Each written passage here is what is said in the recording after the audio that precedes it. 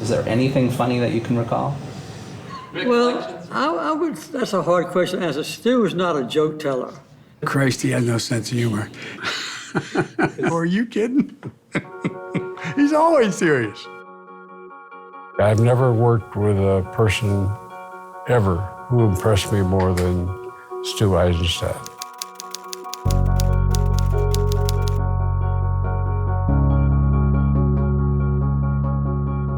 Every day after school, we would walk to his house.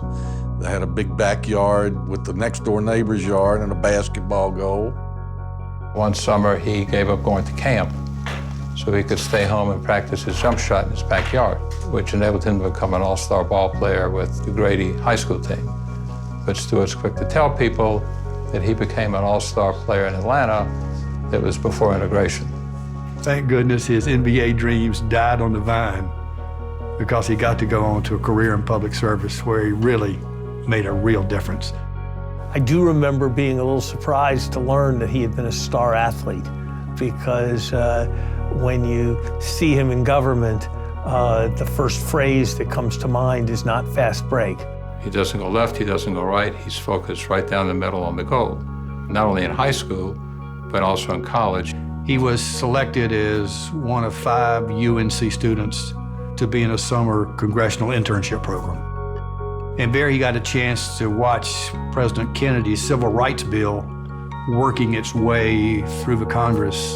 It ought to be possible, in short, for every American to enjoy the privileges of being American without regard to his race or his color. And he said many times that may have been one of the most important events placing him on this path to public service. There were a number of us in my generation, Stuart Eizenstat being right at the forefront, who felt called to public service by our backgrounds. I grew up in the South, as did Stu. Everything was segregated. The water fountains, the streetcars, the buses, train stations, everything. Growing up in the segregated South gave him a very strong sense of what was right and what was wrong. When we were at Chapel Hill in the 60s, that was right in the middle of all the demonstrations against segregation. And he made the decision to fight it, and he has continued to fight it in one form or another throughout his career. He went to school in Carolina, and then he went to Harvard Law School. I asked him, geez, I said, that's great, Uncle Leo, Stuart's going to Harvard. He says, yeah, it's costing me half the net worth of my shoe company. Stuart was the most mature young man I had ever experienced. He was serious of purpose. Stuart was very wise. Subsequently, he moved back to Atlanta and went to work for a private law firm. We were both lawyers in Atlanta at that time. Stuart was with one firm, I was with another firm. About time began to get involved in politics, working with Andrew Young. While I had been active in the civil rights movement, I really had not done anything in electoral politics. Stuart, he and Fran, they organized the North Side for me. Once I got into the Congress, everybody was trying to figure out, who is this Georgia governor that you say ought to be president? I was so impressed with Jimmy Carter. So I went to see Stuart and I said, look, you got to meet this guy, because if you do, you will go to work for him. I had known about Stu being a brilliant young man, so I was very eager to get him to help me with my campaign. I thought he was the smartest man I ever known, because it didn't matter what issue came up. He knew everything about it. It's very, very hard to be that smart and not get on other people's nerves. But he is so soft-spoken and understated that he can sort of tell you to go to hell in such a sweet, nice way that you look forward to the trip. We attest once again to the inner and spiritual strength of our nation. When Carter was elected president, everybody was juggling for position. The only person that didn't juggle was Stuart. He figured if Carter wanted him, he would ask him. It was natural for me to turn to Stu because I had confidence in him.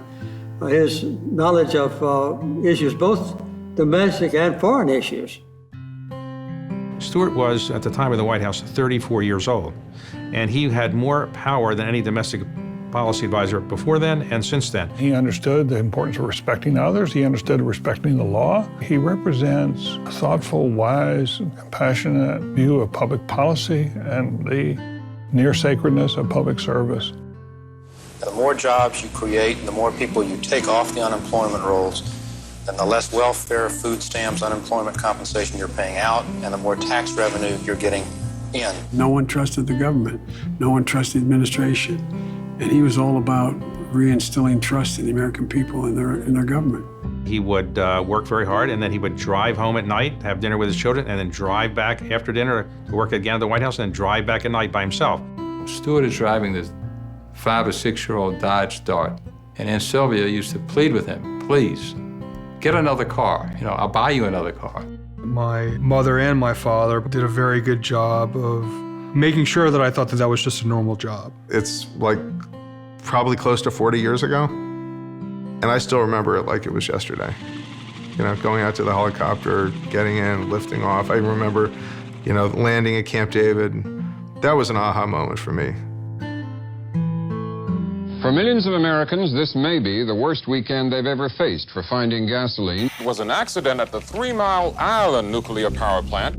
The Carter years were not easy for anybody. We had inflation, we had gas lines, we had hostages. I don't know whether God saved up all of his challenges for that 4-year period of time or not. I don't know, to really test us. I would say Stu was my partner and my psychiatrist, because I'd get upset, I'd get depressed, and I'd go to Stu and we'd talk about it, and I'd feel better afterwards. He really was somebody that you could count on to explain the situation and remain calm. I once mentioned to Stu when there was something in the press that was a difficult situation politically, why would anybody want to be president? And he got so mad at me, and he said, why wouldn't somebody want to be president when they can do good for others and they can help people? The Carter administration has been criticized by many people for not having accomplished very much, but the truth is many of the things that were done in the Carter administration and many of the things that Stu worked on are still with us. Department of Energy, Department of Education are still with us, and I think have done good things for American people. Good evening. President Carter has agreed to sell some jet fighter planes, F-5s, to Egypt. This is the F-15, the best fighter in America's arsenal. The Carter administration plans to sell 60 of these planes to Saudi Arabia. Israel opposed the sale of aircraft to the other countries for fear they could be used against Israel. There were concerns with how it was going to be viewed by members of the Jewish community in this country. Stuart was not afraid to stand up to power in the White House. There were occasions on issues where he vehemently disagreed with what Carter wanted to do. Stu was kind of a hero in the Jewish community in America and also in Israel. And they knew and trusted him. So sometimes Stu would maybe go to the edge of his capability in influencing me. When you're working for the President of the United States, you have to look more broadly. But I am totally convinced that Stuart would never have stayed in an administration if he felt that that administration was endangering Israel's very existence. So he was there to give me advice in a very constructive way when I had those difficult issues to resolve. And we were able to resolve most of them to get a peace treaty finally at Camp David. This afternoon, historic documents concluding the Treaty of Peace between the Arab Republic of Egypt and the State of Israel will be signed. Stu is someone who is very much committed to the U.S.-Israeli relationship, and he also understands in the absence of peace, Israel will never fully achieve its promise and its potential. It's land for peace. That's basically the prescription. I think he was always a diplomat. Diplomatic aptitude. Stu, with a title or without a title, was always a welcome person to talk to, because you knew that he was not an outsider. And I think that the style of Stu was a style which won him friends and therefore also influence. I, William Jefferson Clinton, do solemnly swear. Well, he had lots of important jobs when I was president. First, we made him, he was ambassador to the European Union. This was something brand new for him. He loved it. He loved the fact that the EU was all of these countries, and he made it his goal to go to each one. Fighting raged anew in the former Yugoslav Republic of Bosnia-Herzegovina today. We had all these troubles in Bosnia. We needed someone that could work all the time at reaching out to people and trying to build the diplomatic strength to do something. What was going on in the Balkans was in Europe, and so why weren't they doing more? So I think it gave Stu and me an opportunity to talk about how could they be more helpful. He transitioned into the EU ambassadorship in the same way that he transitions into everything, which is he gave that post his maximum effort and attention. I met him shortly after I came to Brussels to take over as ambassador to the European Union. I, first of all, was overwhelmed. I didn't expect that we were going to be invited to a sumptuous Friday night dinner. I wasn't sure whether it was kosher or not, but it was certainly kosher. When Stuart was the ambassador to the EU, he told them that I've got to have 2 sets of china. At that time, it was the first, I believe, kosher kitchen in a American embassy anywhere in the world. And my cousin would reimburse the State Department for the difference between, the regular meat and the kosher meat. It symbolizes in a perfect way the ability to be Jewish and to be American, and I have a lot of respect for that. Stu said one of the things that was missing in our country was a Holocaust museum. The Holocaust Memorial in the United States, there are many people involved with it, but Stuart was the person who recommended it first to the President of the United States. He was the person who helped put it together, and really, I don't think we'd have a Holocaust Memorial today without Stuart Eizenstat. We welcome the United States Holocaust Memorial Museum to the center of our American heritage and state. That was one of the things that Stu helped to originate that has had the most lasting and beneficial effect in our country. The German companies have time and again denied any legal liability in U.S. courts. Stuart's work with Holocaust reparations, I think of all the work that he did, I think that was the closest to his heart. The gold and the jewelry and the art that was stolen and never accounted for, Eizenstat put it all together in an astonishing settlement. Did they pay back all that they took? No, they couldn't. Even if they wanted to, which many didn't want to. But Stu made sure that there was the acknowledgement. It was long overdue, and he took it as a personal cause. I came at it as a professional, as someone who had a very important job to do, although it did have these personal elements as well. Stu is really a hero of mine for the many ways that he served in government and he served for the Jewish community. We're not trying to impose a settlement, nor are we negotiating it. We're trying to facilitate it. Well, he really was the person that made it possible to do restitutions in terms of making sure that the right people had received what was due to them. That's what he's good at. He's good at figuring out how do you get it done. If you're sitting on one, he can see move 5. He went to the State Department, where he did an enormous amount of work on climate change.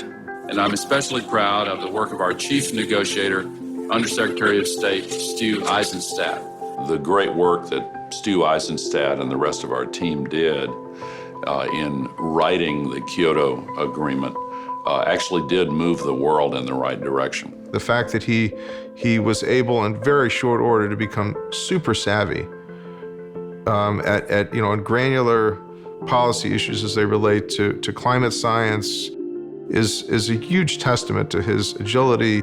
There are never enough good people to go around.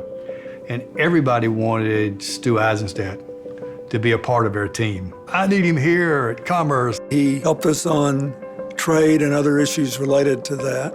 I know I need him here at State. I was honored to have him as an undersecretary. No, I need him here, at Treasury. There was no one better prepared for a meeting than Stu. And so there was always a battle for him. I met Stu in 1965 when he met my sister Fran and started dating.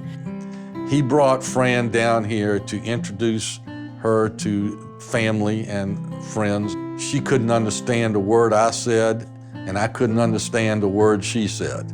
Stu is very much a family man. He's a great devotee of his children and his grandchildren, and Fran was a major figure in that. No matter how hard he had to work or what he had to do, he was going to do what he needed to do to be a good father and to keep his family strong. Despite his countless hours of work and job responsibilities, Friday night was always Shabbos dinner, and it didn't matter what he was doing, that was always a priority. One of the most beautiful parts of Fran and Stu's lives together was that they supported each other's dreams.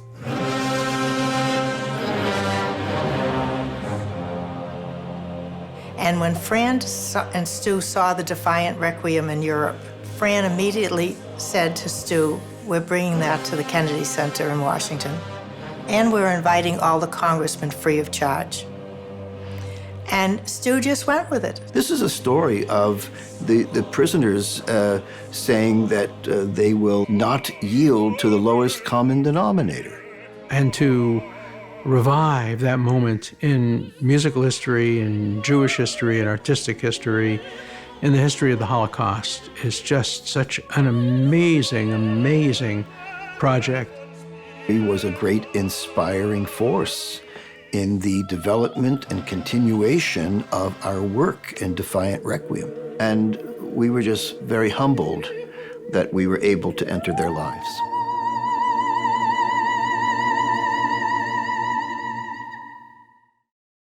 When Fran got sick, when she had her first stroke,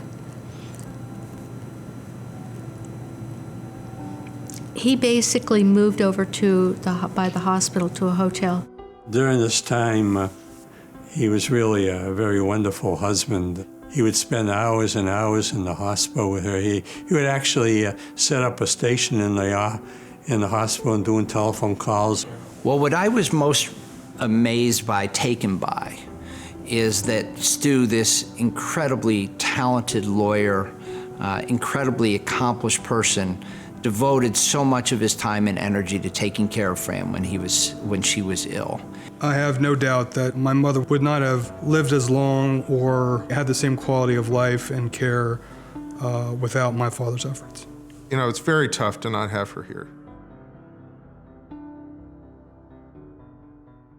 If you ask the average Joe or the average Moshe, they may not know about Stu, but I think that successive administrations, mostly Democrat but also Republican, turn to Stu because he has that rare combination of being both smart and decent. He's a deeply moral person and represents the core values on which the United States has been based. If you asked Stu Eizenstat to do something, you knew it would happen. That's in some ways the greatest gift any high-ranking presidential appointee can give to the president. Worry about something else, Mr. President. I'm on the job. People like Stu are missed in the, let's say, the global political environment that we're experiencing worldwide. America's an idea. That's why we lead the world. Stu gets that. He's the epitome of somebody who understands the importance of public service, that it's not something that you do for money or for fame. He's an inspiration because it hadn't been for private gain that he's done this. I've had 10,000 students. I'm proud of them all, but there is no student that I'm prouder of. He is like the essence of what a good public servant is. It's not always about you. It's supposed to be about what you're doing. I think today, more than ever, we need a Stu Eizenstat.